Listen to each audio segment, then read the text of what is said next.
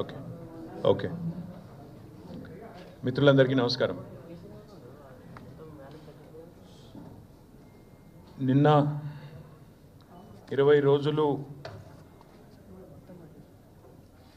పోరాటం చేసి చివరికి వెంటిలేటర్ మీదకి పోయి అక్కడ కూడా మృత్యువుతో పోరాడి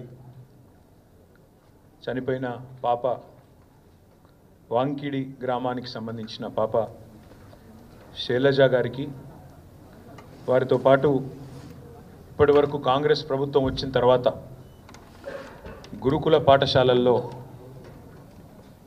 మరణించిన 48 మంది పిల్లలకి, వారి కుటుంబ సభ్యులకి ముఖ్యంగా మా పార్టీ తరపున ప్రగాఢమైన సానుభూతిని, ప్రగాఢమైన సంతాపాన్ని తెలియజేస్తూ, నిజంగా కూడా ఈ ప్రభుత్వం కనీసంగా పేద పిల్లలు ఎవరైతే తల్లిదండ్రులు ప్రభుత్వమే తల్లిదండ్రి చూసుకుంటుంది మా పిల్లల్ని అని చెప్పి భావించి గురుకుల పాఠశాలకు పంపిస్తారో, ఆ గురుకుల పాఠశాలల్లో ఈరోజు 48 మంది పేద పిల్లల ప్రాణాలు కోల్పోవడానికి ఈ ప్రభుత్వం ఖచ్చితంగా కారణమైంది.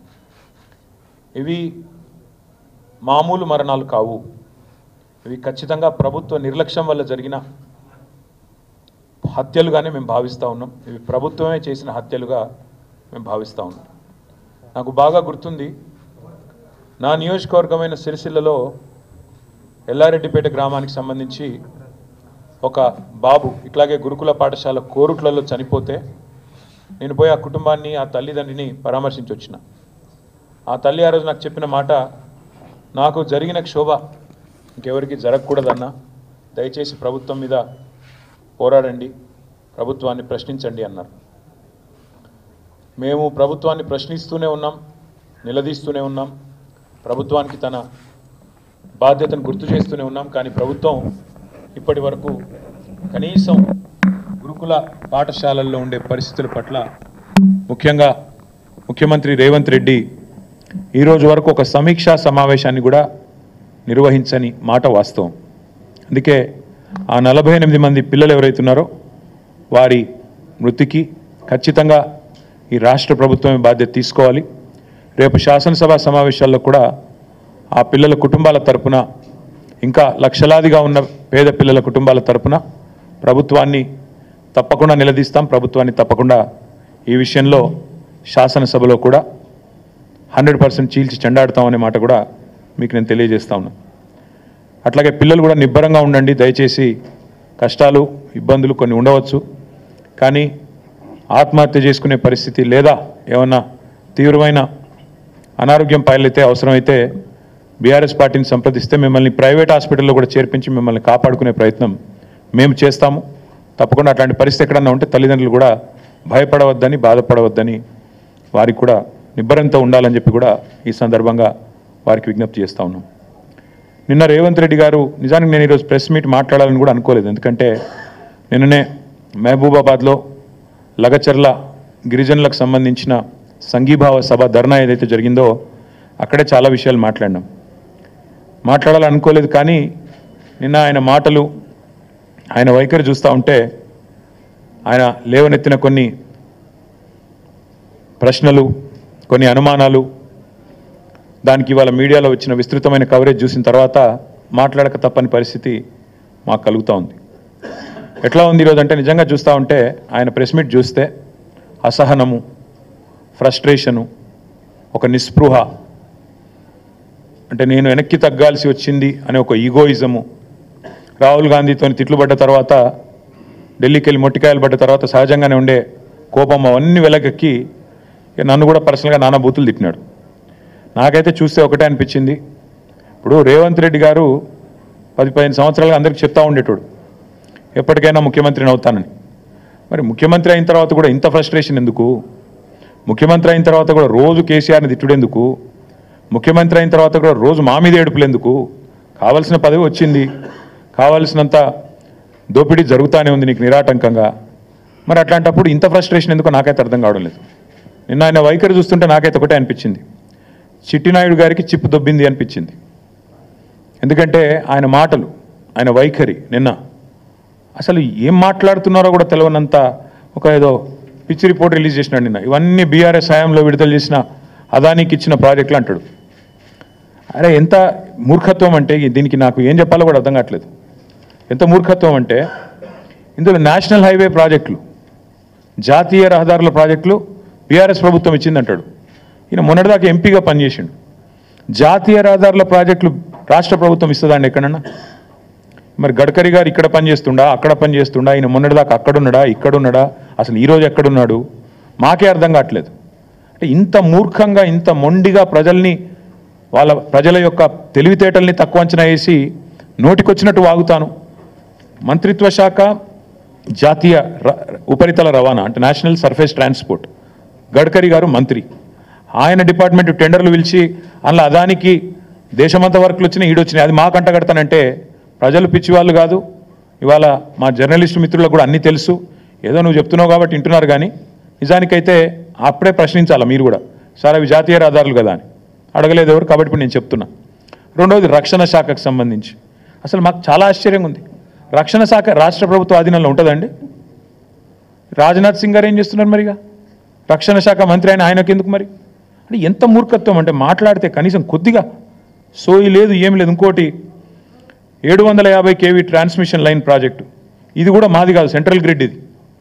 అరే ఇవన్నీ గింత పిచ్చిగా, గింత మూర్ఖత్వంగా, గింత అవగాహన రాహిత్యంతో ముఖ్యమంత్రి మాట్లాడితే ఆయన ఏమనాలా? చిప్పు దొబ్బిందనకపోతే ఇప్పుడు దయచేసి నేను మీడియా మిత్రులను కూడా కోరుతా ఉన్నా, ఏది పడితే అది ముఖ్యమంత్రి నోట్లోంచి రాగానే అవేం భగవద్గీత అయిపోదు, అందులోకి వచ్చేటి అని శ్లోకాలు అయిపోవు. ఆయన మాట్లాడే దానిలో కూడా సరుకుందా, సబ్జెక్ట్ ఉందా, లేకపోతే అంతా బబరాజమానం భజగోవిందమా అడగాలి కదా. మనం కూడా అక్కడ కూర్చున్న వాళ్ళం ఎదురుగా జర్నలిస్టులుగా డెఫినెట్గా ఆయన నిలదీయాలి. అది కేంద్ర ప్రభుత్వ ప్రాజెక్టు కదా సార్, నువ్వు ఎందుకు పిచ్చి పిచ్చిగా మాట్లాడుతున్నావు అని ఒక్కరన్నా అడగాలి కదా.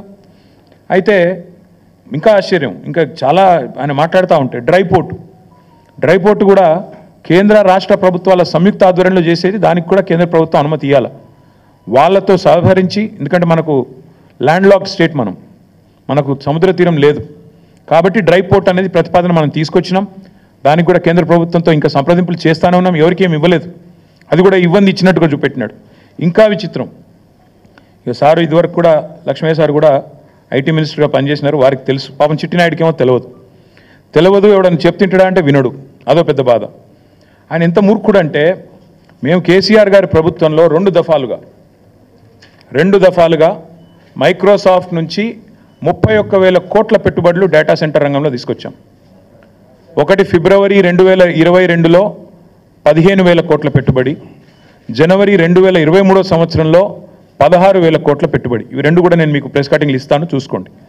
మేము ఓపెన్గా బాజాప్తా మైక్రోసాఫ్ట్ పెద్దలు సత్యనాదెల్ల గారి నుంచి మొదలు పెడితే వాళ్ళ వివిధ అధికారులను కలిసి ఒప్పించి మెప్పించి హైదరాబాద్లో ఉండే సానుకూల పరిస్థితులు వివరించి, ఇక్కడి ప్రభుత్వం యొక్క మంచి విధానాలు వివరించి మొత్తం 31,000 కోట్ల పెట్టుబడి మైక్రోసాఫ్ట్ డేటా సెంటర్లు, వాటికి మేము సాధించాం. ఈ ముఖ్యమంత్రి గారి పరిజ్ఞానం ఎంత అంటే, వీటిని నిన్న ఆయన విడుదల చేసిన దానిలో మైక్రోసాఫ్ట్ డేటా సెంటర్లో ఆయన ఏం విడుదల చేసిండు నిన్న లిస్టులో? Adani data centre. ఇక ముఖ్యమంత్రి గారు ఎట్లాంటి వాడంటే, ఈయన పాపం ఈయనకు తెలియదు. ఇదివరకు కూడా ఒకసారి ఇట్లే మాట్లాడాడు. సత్యనాదెల్లా అని ఉన్నాడు, ఆయన ఎవరా విప్రో సీఈఓనా అని మాట్లాడాడు. ఇప్పుడు కూడా గంతే. మైక్రోసాఫ్ట్ డేటా సెంటర్ పెట్టుబడిని ఆనాడు కేసీఆర్ ప్రభుత్వం 31,000 కోట్లు సాధిస్తే అవగాహన లేకుండా ఇప్పుడు మాట్లాడేటప్పుడు కనీసం అధికారులు చెప్పేదన్న వినాలి కదా. నువ్వు ముఖ్యమంత్రివి, నువ్వు మాట్లాడితే నువ్వు తప్పు మాట్లాడితే రాష్ట్ర గౌరవం మంటగలుస్తుంది. ఏది పడితే అది మాట్లాడడం అనేది ఆయనకు మంచిది కాదు. ఇప్పుడైనా సవరించుకో అని చెప్తా ఉన్నా చిట్టినాయుడు గారికి. ఇప్పుడైనా సవరించుకోండి. 31,000 కోట్ల పెట్టుబడి రాష్ట్రానికి వచ్చింది. నా జేబులకు పోలే, కేసీఆర్ గారి జేబులకు పోలే, రాష్ట్రానికి వచ్చింది. రాష్ట్ర సంపద పెంచే అంశం, రాష్ట్రానికి మంచి జరిగే అంశం. దీనివల్ల మైక్రోసాఫ్ట్ వచ్చిందంటే తర్వాత అమెజాన్ వచ్చింది, అది ఇంకా 36,000 కోట్ల పెట్టుబడి, $4.7 బిలియన్ పెట్టుబడి. ఇవి రెండు మా ప్రభుత్వంలో అత్యధిక FDI మేము తీసుకొచ్చిన అత్యధిక ఫారెన్ డైరెక్ట్ ఇన్వెస్ట్మెంట్. ఇగో ఈ రెండు, అమెజాన్ అండ్ మైక్రోసాఫ్ట్. ఒకటి 31,000 కోట్లు, ఇంకోటి 36,300 కోట్లు. ఈ రెండు కలిపితేనే 67,000 కోట్లు. అంటే ఇది మా ప్రభుత్వం సాధించిన ప్రగతి. ఇక మీరు ఇంకేదో చూపెట్టిండు, ఏదో దొరకబట్టినట్టు ఈ ఫోటో చూపెట్టిండు. నేను అదానిని కలిసిన, బరాబర్ కలిసిన. ఎడబెట్టిన నేను కలిసి నా ట్విట్టర్లో నా అఫీషియల్ అకౌంట్లోనే పెట్టిన. నేను దాచుకున్నాను. నీళ్ళక 4 గంటలు రహస్య సమావేశాలు చేసినా, లేకపోతే చీకట్లో పోయి కోహినూరు రోడ్ల కాళ్ళు పట్టుకున్నాను. బరాబర్ దావోస్లో కలిసినాం. తర్వాత ఏం చేసినాం, ఒక ప్రపోజల్ ఇచ్చిండు, యోగి జెప్కి పని చేసినాం మేము. KCR rejects Adanis offer. మేము నీ లెక్క మాకు ఏం చేసినా బాజాప్తా చేసినాం తప్ప బేజాప్తా చేసే కర్మ మాకు లేదు. అదానీని మేము ఎన్నడూ ఎంకరేజ్ చేయలే. మేము రెడ్ సిగ్నల్ చూపెట్టినాం, నువ్వు రెడ్ కార్పెట్ వేస్తున్నావు. ఇది వాస్తవం. నువ్వు ఒప్పుకోపోయి ఎస్, ఇది నా అఫీషియల్ ట్విట్టర్ అకౌంట్లో పెట్టినా. నేను దాచుకునేదే ఉంటే, దొంగ చీకట్లో కలుసుకునేదే ఉంటే, నీ లెక్క లుచ్చా పనులు చేసేదే ఉంటే, నేను కూడా నీ లెక్కనే ఇంటికి పిలిపించుకొని రహస్యంగా దొడ్డిదారులకి పిలిపించుకొని కాళ్ళు పట్టుకొని కాళ్ళు ఒత్తుకుంటా 4 గంటలు నేను కూడా కూర్చుంటుంటి. కానీ నీలాగా నాకు చిల్లర పనులు చేసిన అలవాటు లేదు. నువ్వు తిట్టున్నా, నువ్వు నాకేం ఫరక్ పడది. ఓ తిడుతున్నావు, ఈ తెల్లారు లేస్తే సైకో, నేను సైకోనట. మరి నువ్వేంది సాడిస్టువా? ప్రజలను కొండారెడ్డిపల్లిలో నాకు తెలియక అడుగుతా, కొండారెడ్డిపల్లి నీ సొంతూరులో ఒక 85 ఏళ్ళ పెద్ద మనిషి సాయిరెడ్డి గారు, మాజీ సర్పంచ్, నీకోసం పనిచేసిండు మొన్న ఎలక్షన్లో. నీ ఫోటో ఇక్కడ గుండె మీద బ్యాడ్జ్ మీద పెట్టుకొని పాప నీకోసం తిరిగిండు పెద్ద మనిషి. గాయన ఇంటికి అడ్డంగా గోడ కడతారు ఎవడని నాకు అర్థం కాదు. అసలు మనిషివేనా నువ్వు, మృగానివా? ఇంటికి అడ్డంగా గోడ కట్టి ఆ ఇంట్లోకి వెళ్ళి పెద్ద మనిషి బయటికి రాకుండా చేసి ఆఖరికి ఆయన ఆత్మహత్యకు కారణమైతే ఇలా పోలీసు కేసు పెట్టాడు. ఆయన బాడీ తీసుకుపోయేందుకు కూడా ఇరుకు సందులోకి వెళ్ళి తీసుకుపోతాను. ఇంతకంటే హీనమైన పని ఉంటుందా? అని నేను అడుగుతున్నా. ఏం మనిషి నాకు అర్థం కాదు. సాడిస్ట్ కాకపోతే ఏమనాలి? ఇవాళ ఒక అమ్మాయి చనిపోయింది, శైలజ వాంకిడి. ఆ అమ్మాయి అంత్యక్రియలకు మా కోవలక్ష్మి గారు, ఆమెకు గిరిజన బిడ్డ, ఆదివాసీ బిడ్డ, ఆమె పోతానంటే నీకేం నచ్చిందా? నాకు అర్థం కాదు. ఇంట్లో హౌస్ అరెస్ట్ చేస్తావా? మా అనిల్ జాదవ్ను అరెస్టు, మా ఖానాపూర్ ఇన్ఛార్జ్ జాన్సన్ అరెస్టు. ఇదేనా ప్రజాపాలన? ఇదేనా ఇందిరమ్మ పాలన? ఎమర్జెన్సీ రోజులను తలపించే విధంగా ఇంటర్నెట్ షట్ డౌను, లగచర్లలో ఇంటర్నెట్ షట్ డౌన్, అక్కడ పోయి అర్ధరాత్రి పోయి బందిపోట్ల మీద దాడి చేసినట్టు నీ సొంత నియోజకవర్గంలో దాడులు. ఇందుకేనా నీ పరిపాలన? ఇంకా సిగ్గుమాలిన పని. నేను చెప్పిన మహబాద్లో 1 ఇయర్ కావస్తోంది. ఈ ముఖ్యమంత్రి ఎవరి కోసం పనిచేస్తున్నాడు? అదానీ కోసం, అల్లుని కోసం, అన్న కోసం, బావమరిదికి అమృతం కోసం. ఇది ఈయన స్థూలంగా చెప్పాలంటే 1 ఇయర్ పరిపాలన. అదానీ కోసం, అల్లుడి కోసం, అల్లుడి మ్యాక్స్ బిఎన్ ఫార్మా కోసం, అన్న కోసం, జగదీష్ అన్న కోసం, తిరుపతి అన్న కోసం, బావమరిది సృజన్ రెడ్డికి అమృతం పంచడం కోసం. దానికి తప్ప నువ్వు పీకిందేంది సంవత్సరం? నేను అడుగుతున్నా. నువ్వు సాడిస్టు, సన్నాసి నేను అనలేకనా? నాకు నోరు లేదా? నేను ఇంకొక మాట కూడా అడుగుతా ఉన్నా. అదానీని నువ్వేదో పెద్ద గొప్ప పని చేసినట్టు నాకైతే ఒక డౌట్ వస్తుంది బాస్, మీరు చెప్పాలా మరి. నేను ఎప్పుడు చెక్ ఇచ్చిండు అదానీని చూసుకున్నా. 14 పోయిన నెల అక్టోబర్ అనుకుంటా, అక్టోబర్ నాడు చెక్ ఇచ్చిండట. ఎవరు? అదానీ గారి. నాకు ఈయన నిన్న చెప్తుండు గర్వంగా, మేము ఆ చెక్కును క్యాషే చేయలే. నాకు తెలియక అడుగుతా బాస్, నాకు ఎవరైనా చెక్ ఇస్తే వెంటనే బ్యాంకులో వేస్తా, చెక్ క్యాష్ చేసుకుంటా. మరి నువ్వు 38 రోజులు ఎందుకు చెక్ క్యాష్ చేయలే? అయితే వానికి ఇచ్చే ఉద్దేశం అన్నా లేకపోవాలి, నీకు దాన్ని క్యాష్ చేసే ఉద్దేశం అన్నా లేకపోవాలి. లేకపోతే దాని చెక్ చూపెట్టి వెనకెళ్ళి పైసలైనా దొబ్బిండాలా కుల్లాయిగా. ఇంతకంటే ఇక దాచితందుకు ఏం లేదు. ఇప్పుడు పోస్ట్ డేటెడ్ చెక్కులు మనం విన్నాం, కానీ ఇది ఎక్కడిది విచిత్రం ఇది. అక్టోబర్ 14 చెక్ ఇస్తాడట ఈయన. నిన్న మేము 38 రోజుల పాటు మేము క్యాషే చేయలే. మరి ఏం చేస్తున్నావు? ఇంకొకటి అడుగుతున్నా నేను, అసలు అదానీ దొంగనికి నిన్న తెలిసిన అది మొన్న మహారాష్ట్రలో ఏం మాట్లాడినావు?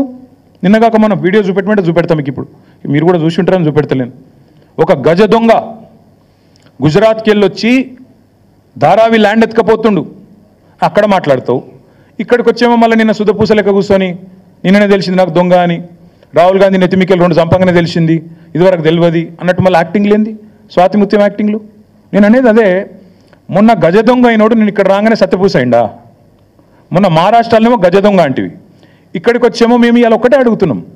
సరే 100 కోట్లు ఆయన ఇయ్యలే, నువ్వు తీసుకోలేదు, షో చేసిన ఇద్దరు కలిసి డ్రామా చేసారు, అర్థమవుతుంది. ఆ చెక్కు ఇయ్యలేదు, ఈయన వేయలేదు, అది క్యాష్ కాలేదు, నువ్వు వెనకకి ఇచ్చిందే లేదు. ఇక రెండోది 12,400 కోట్లు అందులో నువ్వు ఇచ్చిన లిస్టే పంప్డ్ స్టోరేజ్ యూనిట్ అట. అది తెలంగాణలో పంప్డ్ స్టోరేజ్ పాలసీ ఉందా అండి? పంప్డ్ స్టోరేజ్ అంటే తెలంగాణలో పాలసీ ఉందా? మరి ప్రపోజల్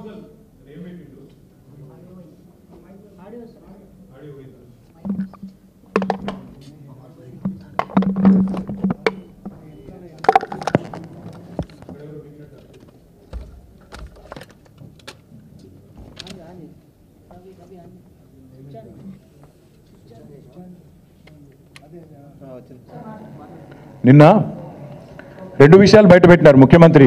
ఆయన ఇచ్చిన లిస్టులోనే 2 విషయాలు బయటపడ్డాయి. ఒకటి పంప్డ్ స్టోరేజ్ యూనిట్, తెలంగాణలో ఇంతవరకు ఆ పాలసీ లేదు. మరి పాలసీ లేకుండా అదాని కాడికి వెళ్ళి పైసలు ఎట్లా తీసుకుంటా అనుకున్నావు? పాలసీ లేకుండా ప్రపోజల్ ఎట్లా తీసుకున్నావు? నెంబర్ 1. నెంబర్ 2, కొడంగల్ ఇన్ని రోజులు అల్లుని కోసం అనుకున్నాం, ఇప్పుడు అదాని కోసం అంటే ఇప్పుడు తెలిసింది. 9 మిలియన్ టన్నుల ప్లాంటు కొడంగల్లో సిమెంట్ ప్లాంట్ పెడతారట. మొన్న రామన్నపేటలోనేమో మొత్తం ప్రజలు మరలబడ్డారు, ఇక్కడ సిమెంట్ ప్లాంట్ పెట్టద్దు, అదానిది అంబుజా ప్లాంట్ అని. అక్కడ సిగ్గురాలి, ఇంకా అది అట్లే పెడతారట, అందులో మూసీలకు కాలుష్యం పంపిస్తారట. ఇప్పుడు మీదికెళ్ళి కొడంగల్లో మళ్ళీ కొత్త దుకాణం, మళ్ళీ 9 మిలియన్ మెట్రిక్ టన్నుల ప్లాంటు అదాని గారిది కొడంగల్లో. నేను అందుకే అంటున్నా, అల్లుని కోసం, అదాని కోసం, అన్నల కోసం, బామ్మది కోసం, అమృతం పంచడం కోసమే పనిచేస్తున్నావు నువ్వు. ఇది అది ప్రూఫ్, నువ్వే ఇచ్చినావు. అసలు పంప్డ్ స్టోరేజ్ పాలసీ లేకుండా ఎట్లా తీసుకున్నావు? నువ్వు ఎట్లా తీసుకుంటున్నావు ప్రపోజలు? చెప్పండి. ప్రభుత్వానికి ఒక పాలసీ ఉండాలి కదా, నిర్దిష్టమైన విధానం ఉండాలి కదా. అదే లేకుండా ఎట్లా పిలుస్తున్నావు ఆయన? నాకు అర్థం కాదు. దాంతోపాటు సరే నేను ప్రశ్నిస్తే నేను సైకో, నేను అడుగుతున్నా, తెలంగాణని ఒక దొంగోడికి దోచిపెడుతున్నావు కదా, ఒక గజ దొంగకు నువ్వు సన్నాసివా, శాడిస్టువా, ఏంటిది నువ్వు? మరి తెలంగాణ వనరులను ఇంత దుర్మార్గంగా దోచిపెడుతూ మీదికెళ్ళి ఇవాళ నువ్వేదో శుద్ధపూసం వచ్చేట్లని చెప్పినావు. నిన్న చెప్పి మళ్ళీ మీ అనుంగు పత్రికలు ఇవాళ వచ్చింది, Adani is here to stay. Adani ఉంటాడు, బరాబర్ ఉంటాడు. రాహుల్ గాంధీ నెత్తి మీద మొట్టికాయలు వేస్తే ఏదో పైకి ఒక 100 కోట్లు ఇచ్చి లోపల మాత్రం మళ్ళా పక్కా కొసరు అట్లా ఇచ్చినట్టు చేసి అసలు మాత్రం అట్లే ఉంటుంది అని చెప్పినట్టు ఇవాళ Adani is here to stay. నేను అడుగుతున్నా, మన హిండెన్బర్గ్ రీసెర్చ్ అనే రిపోర్ట్ ఎప్పుడు వచ్చిందండి? 3 నెలల కింద వచ్చింది. చదువు రాదా, అర్థం కాదా? నిన్ననే తెలిసింది అదాని దొంగ అని. మీరు రాహుల్ గాంధీ లబలబా అని మొత్తుకుంటూనే ఉన్నాడు కదా. ఎప్పటి నుంచి ఘోషిస్తున్నాడు రాహుల్ గాంధీ? అదాని దొంగ, చౌకీదార్, చోర్ హే, అదాని ఫ్రాడ్ హే అంటూనే ఉన్నాడు. మరి ఎందుకు 100 కోట్లు ఎందుకు ఇస్తున్నావు? కొసరు మాత్రమే ఎందుకు ఇస్తున్నావు? అసలు 12,400 కోట్ల ఒప్పందాలు ఎందుకు రద్దు చేస్తలేవు? మేమేదో చేసినామంటున్నావు, అవి కూడా రద్దు చేయి. మేము వద్దంటున్నామా? మేమేదో చేసినామంటున్నావు కదా, మేము చేయనే లేదు. మైక్రోసాఫ్ట్ ఇది అదాని అంటావు, నీ పరిజ్ఞానం అది. ఒకటి మాత్రం పక్క, ఈ ముఖ్యమంత్రి ఆయన ఇంటి పేరు మార్చుకోవాలి. ఆయన అనుముల కాదు, అబద్ధాల రేవంత్. ఇంత పచ్చబద్దాలు చెప్తాడండి ఎవడన్నా ముఖ్యమంత్రి అంటాడు? ఇంత దుర్మార్గమా? మైక్రోసాఫ్ట్ డేటా సెంటర్ని పట్టుకొని అదాని డేటా సెంటర్.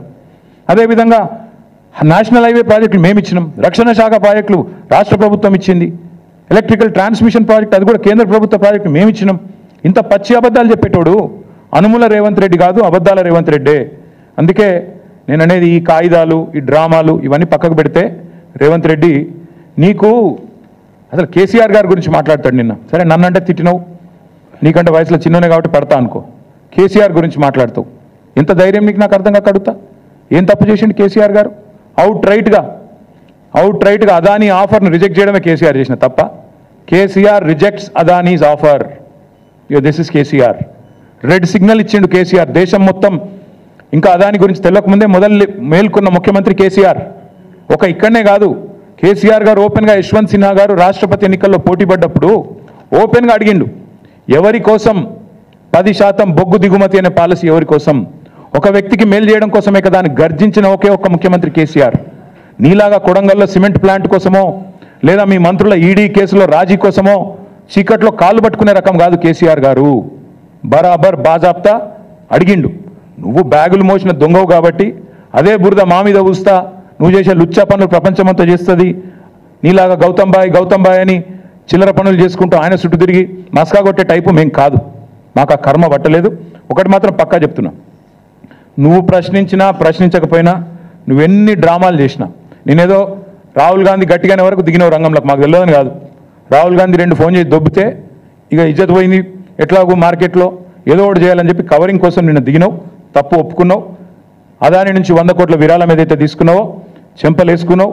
టీఆర్ఎస్ దెబ్బకు, టీఆర్ఎస్ ధాటికి తట్టుకోలేక కత్యంతరం లేక పీచేముడు అన్నావు, సంతోషం. కానీ 12,400 కోట్ల పెట్టుబడి ఏదైతే అందులో నీ వాటాలతో సహా మీ పెద్దలకు మూటలతో సహా ఏదైతుందో దాన్ని కూడా ఖచ్చితంగా రద్దు చేయాల్సిందే. అప్పుడైతేనే నిన్ను నీ రాహుల్ గాంధీని దేశం నమ్ముతుంది, లేకపోతే మీ మాటలు ఇంకెవడు నమ్మడు. ఇంకొక మాట నేను అడుగుతా ఉన్నా, 5,000 కోట్లు ఇప్పుడే నేను అడిగిన, పంపుడు స్టోరేజ్ దాని పాలసీ ఎక్కడుంది చూపెట్టు, ఏ బేసిస్లో ఎంఓయూ చేసినావు చూపెట్టు. అట్లాగే మూసీని మురికి కూపంగా మార్చే అంబుజా సిమెంట్ ఫ్యాక్టరీ కోసం 1,400 కోట్ల పెట్టుబడి ఏ బేసిస్లో పెట్టుకున్నావు చెప్పు. అందుకే నేను అనేది, ఈ ఉల్టా చోర్కో కొత్వాల్ డాంటే అనే స్టైల్లో నువ్వు తప్పులు చేసి మా మీద రుద్దే ప్రయత్నం ఏదైతే చేస్తున్నావో, సాడిస్ట్ ముఖ్యమంత్రి, నీకు భయపడేటోడు ఎవ్వడు లేడు ఇక్కడ. ఏం చేసుకుంటావో చేసుకో, నిన్ను మాత్రం తప్పకుండా ప్రజల తరపున ప్రశ్నిస్తూనే ఉంటాం, నిలదీస్తూనే ఉంటామని మళ్ళొకసారి చెప్తూ, దయచేసి మీడియా మిత్రులను కూడా కోరుతా ఉన్నాను. నిన్న ఒక మాట అడిగితే పాపం ఏం చేయాలని తెలియక మేమేమే బెబ్బెబ్బే అన్నాడు. ఒక సంస్థను బ్లాక్ లిస్ట్ చేయాలని చెప్పి మీ డిపార్ట్మెంటే రిపోర్ట్ ఇచ్చింది కదా నాయా అని ఒక జర్నలిస్ట్ గారు పాపం ధైర్యం చేసి అడిగింది. మీ హెచ్ఎండబ్ల్యూఎస్ వాళ్ళే బ్లాక్ లిస్ట్ చేయమన్నారు ఒక సంస్థని, ఎందుకు చేయడం లేదు అని అడిగితే రేవంత్ రెడ్డి వాడెవడో పుల్లయ్య మల్లయ్య చెప్పిండు. పుల్లయ్య మల్లయ్య కాదురా నాయన, నీ కింద ఉన్న డిపార్ట్మెంట్, నువ్వు మున్సిపల్ మంత్రిగా ఉన్న డిపార్ట్మెంట్లోని ఏజెన్సీ. పుల్లయ్య మల్లయ్య దారిని పోయి దానే చెప్పలే Revanth. HMWSSB Hyderabad metro water supply and sewerage board, ఆ అంశం మళ్ళొక రోజు మాట్లాడతా, ఈరోజు మాట్లాడను. కానీ అంటే అంత తెలివి తక్కువగా, అంత అసహనంతో, అంత నిస్పృహలో ముఖ్యమంత్రి ఉన్నాడని చెప్పడానికే ఈ మాట చెప్తా ఉన్నా. మీడియాకు కూడా దయచేసి రిక్వెస్ట్, ఆయన ఏదో కన్ఫ్యూజ్ చేసి మన రాష్ట్రాన్ని బదనాం చేసే ప్రయత్నం చేస్తే మీరు కూడా ఆయన ట్రాప్లో పడవద్దని మా ప్రార్థన, మా విజ్ఞప్తి. Thank you.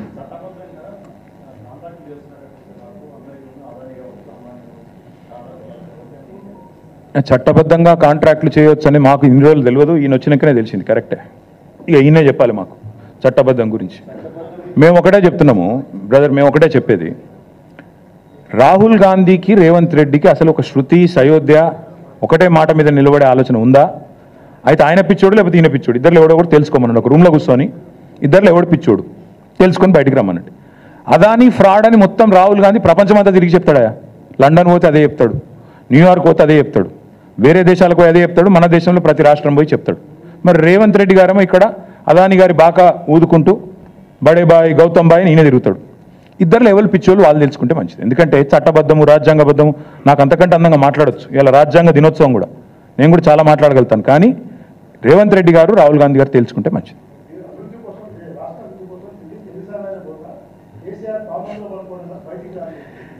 రాష్ట్రాభివృద్ధి కోసం ఢిల్లీకి పోతే పర్వాలేదు, కానీ 8 మంది బీజేపీ ఎంపీలు తెచ్చింది 8 రూపాయలు తేలే. 28 సార్లు ముఖ్యమంత్రి పోయి 28 రూపాయలు కూడా తేలే. పైసలు బొక్క, ఫ్లైట్ ఖర్చులు బొక్క తప్ప ఏమి లేదు రాష్ట్రానికి. 28 సార్లు పోయినావు, నీ సొంత ఖర్చులతో పోతే పో, ఎవడొద్దన్నాడు? ఓం బిర్లా పెళ్లికో లేకపోతే లేకపోతే ఇంకో పేరెంటానికో ఇంకొకటికో మేమెందుకు వద్దంటాం. కానీ రాష్ట్ర ప్రజల సంపద, నువ్వు ప్రతిసారి ఎక్కే విమానం, దిగే విమానం, స్పెషల్ ఫ్లైట్లు ఏవైతున్నాయో అది రాష్ట్ర ప్రజల పైసలు. కనీసం పెట్టిన పెట్టుబడిన పడతలు కావన్నా వద్దా? 28 సార్లు పోతే ఒక్కొక్క ట్రిప్ కనీసం ఈయన మహానుభావుడు పెద్ద మళ్ళీ బృందం పోసుకొని పోవాలి, మళ్ళాడ బీజేపీలతో అర్ధరాత్రి సమావేశాలు చేయాలి, దానికి అడ్డగోలు ఖర్చు అవుతుంది. ఆ మాత్రం పడతలన్నా కావాలన్నా? అవుతుందా? 28 రూపాయలు తెచ్చినావా? తేగలిగిండా? పోయేది అక్కడ చీకట్లో కాళ్ళు పట్టుకోవడానికి, రాహుల్ గాంధీతో బేరమాడి బ్యాగులు ఇచ్చి మూటలు ఇచ్చి ఆయన కుర్చీ కాపాడుకోవడానికి, అంత తప్ప ప్రజల కోసం పోతలేడు, పోడు. Thank you.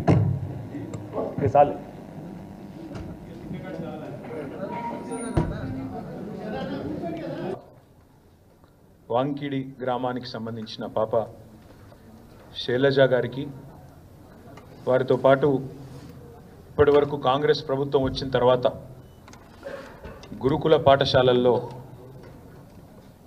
మరణించిన 48 మంది పిల్లలకి, వారి కుటుంబ సభ్యులకి ముఖ్యంగా మా పార్టీ తరపున ప్రగాఢమైన సానుభూతిని, ప్రగాఢమైన సంతాపాన్ని తెలియజేస్తూ, నిజంగా కూడా ఈ ప్రభుత్వం